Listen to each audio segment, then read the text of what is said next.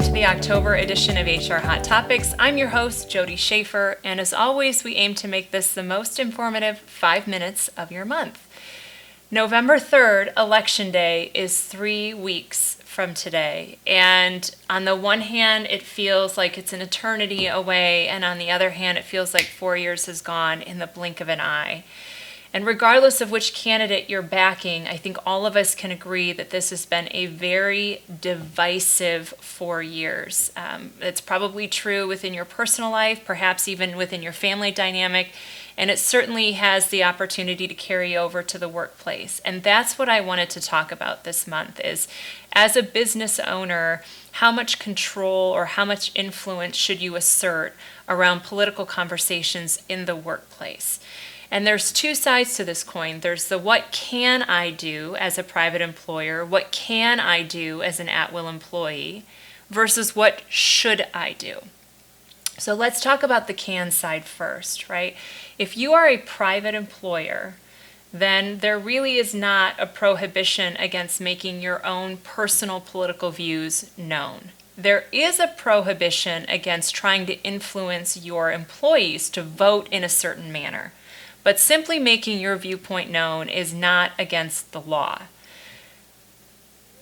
Likewise, your employees have that same right, unless you indicate in some sort of policy that workplace conversations need to remain professional and perhaps focused on the work.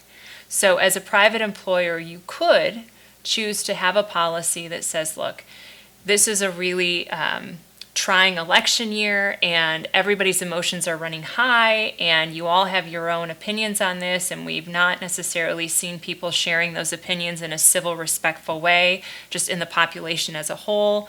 So I'm going to ask that while we're at work, the focus is on the work.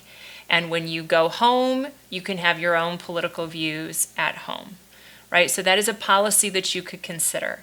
But as a business owner, if that is your policy for your staff, then that needs to also be your policy for yourself, right? So you can't be in the break room having these kinds of conversations and then telling your employees that they can't engage in something similar. So whatever path you choose to go down here, it needs to be consistent for yourself, the owners, the leaders of the organization, and for your staff. It needs to be clear.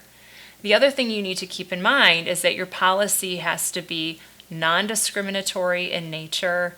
It can't be construed as allowing for harassment or retaliation or derogatory comments being made, because that opens you up to a whole different kind of risk.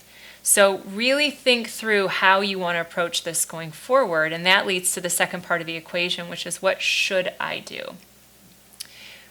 If you come out in support of a candidate and you do so publicly and you put it all over your Facebook page and you talk about it openly at work, and maybe you go so far as to put, candidate signs in front of your place of business.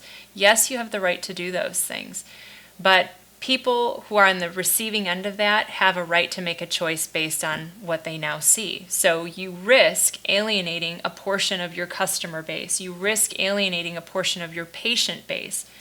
You risk the kinds of conversations in the workplace from patients, customers, or employees that have a very different opinion than what you do when you sort of invite that in. And I just told you that there's risk associated with having those kinds of conversations because they get heated. This is a highly emotionally charged time of year, and especially in this election.